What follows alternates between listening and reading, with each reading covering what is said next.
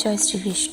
বন্ধুরা, প্রায়শই আমাদের মাথায় এই খেয়ালটা আসে যে কেন সবসময় ভগবান আমাদের সঙ্গে এমন করেন।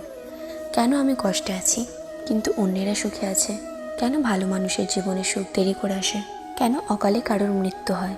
এমন আরও প্রশ্ন আমাদের মনে থাকে, যা মাঝে মাঝেই আসে, যারা সর্বশক্তিমান পরমেশ্বর ভগবানের প্রতি আমাদের বিশ্বাসকে আঘাত করে। সেই কারণে আজ এই সমস্ত প্রশ্নের উত্তর আপনারা পাবেন এই ছোট্ট কাহিনীর মাধ্যমে। কিন্তু এই উত্তরটি পাওয়ার জন্য এই কাহিনীটিকে অত্যন্ত মনোযোগ সহকারে শেষ পর্যন্ত শুনবেন। ভিডিওটি শুরু করার আগে আপনাদের কাছে একটা অনুরোধ, যদি আপনারা এই চ্যানেলে নতুন হয়ে থাকেন তাহলে অবশ্যই চ্যানেলটিকে সাবস্ক্রাইব করুন। তো চলুন ভিডিওটি শুরু করা যাক। একবার যমরাজ তার এক দূতকে আদেশ দিলেন মর্তলোকে গিয়ে মোহিনী নামে এক নারীর আত্মা আনার জন্য। আদেশ অনুসারে সেই দূত মর্তলোকে এসে মোহিনীর ছোট্ট কুঠিরে প্রবেশ করে দেখলেন মোহিনীর দুই সদ্যজাত কন্যা সন্তান রয়েছে, যাদের পিতার মৃত্যু ঘটেছে কিছুদিন আগে। যদি এখন মোহিনীর মৃত্যু হয় এবং তার আত্মাকে সে নিজের সঙ্গে নিয়ে যান, তাহলে এই সদ্যজাত কন্যা সন্তানগুলির কী হবে? তারা তো অনাথ হয়ে যাবে। এই ভেবে সেই দূতের খুব কষ্ট হলো। তাই সে মোহিনীর আত্মাকে না নিয়ে যমলোকে ফিরে গেলেন এবং যমরাজকে গিয়ে বললেন, ক্ষমা করবেন মহারাজ, আমি মোহিনীর আত্মাকে সঙ্গে করে আনতে পারিনি। আমি তার আত্মাকে যদি সঙ্গে করে আনতাম তাহলে তার সদ্যজাত দুটি কন্যা সন্তান রয়েছে, তারা অনাথ হয়ে যেত। হয়তো ক্ষুধায় তৃষ্ণায় অকালে সন্তান দুটি মৃত্যু হতো। আমার মনে হয় মহারাজ, আপনার মোহিনীকে আরও কিছুটা জীবন প্রদান করা উচিত। যখন তার দুই মেয়ে বড় হয়ে যাবে, আমি তখন না হয় তার আত্মাকে আপনার কাছে নিয়ে আসব। দূতের মুখে এইসব কথা শুনে যমরাজ অত্যন্ত রেগে গেলেন এবং বললেন, আমি এই সমগ্র সৃষ্টির জন্ম ও মৃত্যু চক্রকে নিয়ন্ত্রণ করি, আর তোমার মনে হয় তুমি আমার থেকে বেশি জানো? আজ তুমি তোমার জীবনে সবচেয়ে বড় পাপ করেছো, তাই তোমাকে মর্তলোকে গিয়ে ততদিন থাকতে হবে যতদিন না পর্যন্ত তুমি তোমার নিজের মূর্খতার উপরে অপমানিত হয়ে 3 বার হাসছো। সেই দূত তখনও মনে মনে ভাবছিল তিনি যা করেছেন ঠিক করেছেন, কিন্তু যমদূতের তা অভিশাপ তাকে ভোগ করতেই হবে। তাই সে নিজের অভিশাপ ভোগ করার জন্য ওই দেশের ওই গ্রামে এসে পড়লেন যেখানে সে মোহিনীর আত্মাকে নিতে এসেছিলেন। শীতের রাতে ভিক্ষুক বেশে ছেঁড়া পোশাকে এক পথের ধারে শুয়েছিল সে, আর ওই পথ ধরে এক দরিদ্র মুচি যাচ্ছিল, যে গ্রাম থেকে এসেছিল খুবই কষ্টের সামান্য অর্থ অর্জন করে নিজেদের পরিবারের জন্য শীতের চাদর কিনতে। তার চোখ পড়ল ভিক্ষুকের দিকে। সে ভাবল, একজন ব্যক্তি আমার থেকেও দরিদ্র অবস্থায় রাস্তায় পড়ে আছে, আগে তার সাহায্য করা উচিত।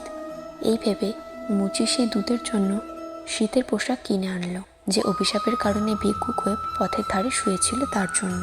তারপর মুচি যখন জানতে পারল ভিক্ষুকের কাছে ভিক্ষুকের থাকার কোনো জায়গা নেই, তখন সে তাকে নিজের বাড়িতে নিয়ে গেল। মুচি বাড়ি যাওয়ার পথে ভিক্ষুককে বলল, দেখো ভাই, আমি আর আমার স্ত্রী খুবই কষ্ট করে খুব সামান্য অর্থ উপার্জন করেছিলাম, যা দিয়ে আমি শীতের চাদর কিনতে এসেছিলাম। তাই ঘরে পৌঁছালে আমার স্ত্রী প্রচণ্ড রাগ করবে। সে রাগের মাথায় যা বলবে তুমি মুখ বুঝে শুনে নিও। এরপর যেই তারা ঘরে পৌঁছালো, মুচির স্ত্রী প্রচণ্ড রাগ করলো। রাগের মাথায় সে ভিক্ষুক রূপী দূতকে অপমানিত করলো।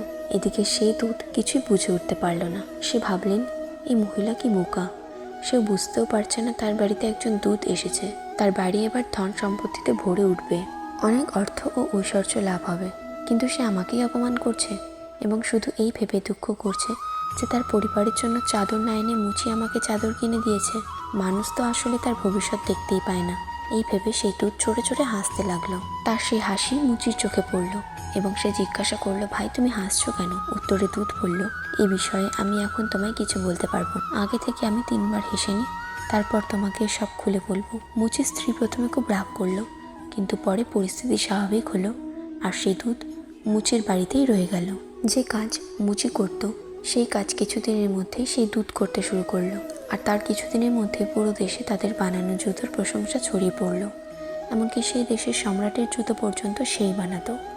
একদিন সম্রাটের আদেশে একজন চামড়া নিয়ে এসে বলল, সম্রাটের জন্য জুতো বানিয়ে দাও, কিন্তু মনে থাকে যেন জুতো বানাতে হবে, চটি নয়। কারণ ওই দেশের প্রথা অনুযায়ী কোনো ব্যক্তিকে চটি তখন পরানো হতো যখন তার মৃত্যু হয়ে যেত। পায়ে চটি পরিয়ে মৃত ব্যক্তিকে শ্মশান পর্যন্ত নিয়ে যাওয়া হতো। কিন্তু সেই দূতটা ভবিষ্যৎ জানত, সে জুতো বানানোর আগে চটি বানালো। এই দেখে মুচি খুব রেগে গেল। সে বলল, ভাই তুমি কি এতই মূর্খ, কিছুই বোঝো না? এটা তুমি কি করলে? জুতো বানানোর জায়গায় চটি বানিয়ে দিলে। এখন সম্রাট তো আমাকে মৃত্যুদণ্ড দেবে, এই বলে সে হাতে একটা লাঠি নিয়ে সেই দুধকে তাড়া করলো। তখন সেই দুধ চড়ে চড়ে হাসতে লাগলো। ঠিক সেই সময় সম্রাটের লোক এসে তাকে নিয়ে বলল, ওই চামড়া দিয়ে জুতো বানাওনি তো? কারণ আজ সম্রাটের মৃত্যু হয়েছে। তার খুব ইচ্ছে ছিল তোমার হাতে তৈরি জুতো পরার, তাই তুমি দ্রুত চটি বানিয়ে দাও। সেই চটি পরিয়ে সম্রাটকে শ্মশানে নিয়ে যাওয়া হবে। তখন মুচি দ্রুত সেই চটি চোরা এনে তাকে দিল। মুচি সেই দুধকে জিজ্ঞাসা করলো, ভাই তুমি কি করে আগের থেকে জানতে যে ওই চামড়া দিয়ে জুতো নয় চটি বানাতে হবে? তখন সেই দুধ বলল, এখনও জিজ্ঞাসা করো না, আমি পরে তোমার সব বলবো। তারপর হঠাৎ একদিন দুই রূপবতী তরুণী এক বৃদ্ধা মহিলার সাথে মুচির বাড়িতে এসে বলল, সামনে আমাদের বিয়ে, আমাদের জন্য সুন্দর জুতো বানিয়ে দাও। সেই দুই তরুণীকে দেখা মাত্রই দুধ বুঝতে পারল তাদের মার আত্মাকে নিতেই সে মর্তলোকে এসেছিল। তখন সে বৃদ্ধ মহিলাকে জিজ্ঞাসা করলেন, এই দুই তরুণী কে? তখন সেই বৃদ্ধ মহিলা তাকে বলল, আমার পাশের বাড়ির মোহিনী নামে এক মহিলা থাকতো। সে যখন গর্ভবতী ছিল তার স্বামীর মৃত্যু হয়ে যায়, আর যখন সদ্যজাত দুই কন্যা সন্তান জন্মগ্রহণ করে তখন মোহিনীর মৃত্যু হয়। আর আমার কোনো সন্তান ছিল না, তাই আমি দুজনকে নিজের সন্তানের মতো মানুষ করেছি। সে তখন বুঝতে পারল মোহিনীর আত্মাকে সে যখন না নিয়ে ফিরেছিল তখন যমদূত অন্য একজন দূতকে পাঠিয়ে মোহিনীর আত্মাকে নিয়ে গিয়েছিল। কিন্তু যদি মোহিনীর মৃত্যু না হতো তাহলে আজ দুই কন্যা সন্তানকে দরিদ্র পরিবারে খুব কষ্টে অনাহারে জীবন কাটাতে হতো। কিন্তু পরম করুণাময় পরমেশ্বর ভগবান এই দুই কন্যা সন্তানের ভাগ্যে সমৃদ্ধ পরিবারের বড় হওয়া লিখিয়েছিল। তাই এই দুই কন্যা এমন এক বৃদ্ধার কাছে মানুষ হয়েছিল যা তাকে মায়ের মতো ভালোবাসত, যে ধন সম্পদ দিয়ে দুই কন্যা সন্তানের জীবনকে ভরিয়ে দিয়েছিল। তাই ভগবান সকল কষ্ট থেকে মোহিনীকে মুক্তি দেওয়ার জন্য নিজের কাছে ডেকে নিয়েছিল। এই সমস্ত কিছুদিন উপলব্ধি করার পর সে দুধ নিজের মূর্খতার উপরে তৃতীয়বারের মতো হেসে উঠল। আর তার হাসি দেখে মুচি তখন তাকে জিজ্ঞাসা করল, ভাই এবার তো বলো তুমি হাসছো কেন? তখন সে দুধ তাকে সমস্ত ঘটনা খুলে বলল। সে বলল, আমি একজন দেবদূত, নিজের অভিশাপ খণ্ডানোর জন্য আমি মর্তলোকে এসেছিলাম। আর আজ আমি বুঝতে পেরেছি পরম করুণাময় পরমেশ্বর সর্বদা সকলের কল্যাণের কথাই ভাবেন। তিনি যা করেন আমাদের কারোর পক্ষে বোঝা সম্ভব নয়, তার উপরে পূর্ণ বিশ্বাস রাখা। এই বলে সে নিজের অভিশাপ সম্পূর্ণ করে যমদূতের কাছে আবার ফিরে গেলেন। বন্ধুরা, পরমেশ্বর ভগবান এই সমগ্র সৃষ্টির সৃষ্টিকর্তা। তিনি সবই জানেন। আপনার আমার সকলেরই দুঃখ কষ্টে সব কিছুই তার জানা, কিছুই অজানা নয়। কিন্তু আমরা তা অনেক সময় বর্তমানে কঠিন পরিস্থিতিতে দাঁড়িয়ে বুঝতে পারি না। তখন আমরা ভগবানকে এই প্রশ্ন করে ঠিক এই দূতের মতনই মূর্খতার পরিচয় দিই। কারোর মৃত্যু কখন হবে, কারো জন্ম কখন হবে, কে কখন জীবনে সুখ লাভ করবে, সে সব কিছুই ভগবান নির্ধারণ করে রেখেছেন। এই গল্পের অর্থ হলো আমাদের সেই সব চিন্তা ভগবানের ওপরই ছেড়ে দিয়ে কেবল কর্ম করা এবং ভগবানের আরাধনা করে যাওয়াই উচিত। কথায় আছে, ভক্তি দ্বারা সকল সুখ লাভ হয়। জীবনে সবাইকে গুরুত্ব দাও, কারণ যে ভালো সে সাথ দেবে, আর যে খারাপ সে তোমায় শিক্ষা দেবে। বন্ধুরা, এতক্ষণ ভিডিওটি দেখার জন্য আপনাকে অসংখ্য ধন্যবাদ। ভগবানের কাছে প্রার্থনা করি আপনি এবং আপনার পরিবার ভালো থাকুন, সুস্থ থাকুন এবং ভগবানের প্রতি মনোনিবেশ করুন। ভিডিওটি যদি ভালো লেগে থাকে তাহলে অবশ্যই একটি লাইক করবেন, এবং আপনি যদি ভগবান শ্রীকৃষ্ণের প্রকৃত ভক্ত হয়ে থাকেন তাহলে কমেন্টে অবশ্যই লিখবেন, জয় শ্রীকৃষ্ণ।